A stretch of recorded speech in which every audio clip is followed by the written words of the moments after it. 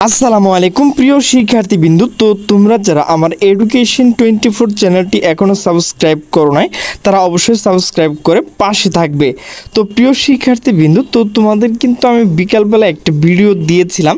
তো সেখানে বলেছিলাম যে তোমাদের যদি কোনো নতুন নোটিশ আসে তাহলে একটা ভিডিও তৈরি করে দিব। তো মূলত তোমাদের যে ফলাফল তো সেটি কবে প্রকাশ করা হবে, তো সে বিষয়ে কিন্তু নতুন একটি নোটিশ প্রকাশ করা হয়েছে।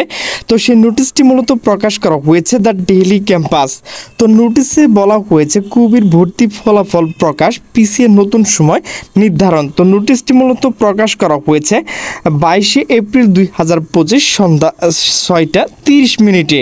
তো নোটিশে বলা হয়েছে কুমিল্লা বিশ্ববিদ্যালয় কুবি 2024-25 সেশন স্নাতক এ ও সি ইউনিটের ভর্তি ফলাফল প্রকাশ, নতুন সময় নির্ধারণ করা হয়েছে। আজ মঙ্গলবার 22 এপ্রিল রাত 12টার পর থেকে বিশ্ববিদ্যালয় ওয়েবসাইটে ফলাফল দেখা যাবে বলে জানা গেছে।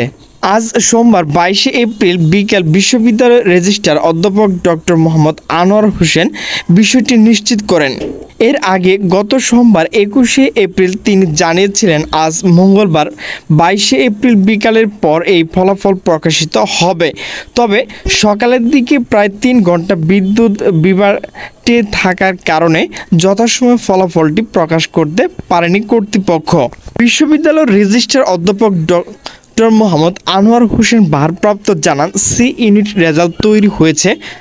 আগামীকাল 23 এপ্রিল বুধবার থেকে এ ও সি ইউনিটের ফলাফল ওয়েবসাইটে প্রকাশ করা হবে।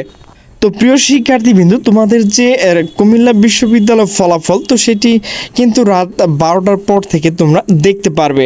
তো প্রিয় শিক্ষার্থীবৃন্দ, আমার ভিডিওটি যদি ভালো লাগে তাহলে অবশ্যই লাইক কমেন্ট শেয়ার করতে। সকলে সুস্থ থাকবে, ভালো থাকবে। আল্লাহ হাফেজ।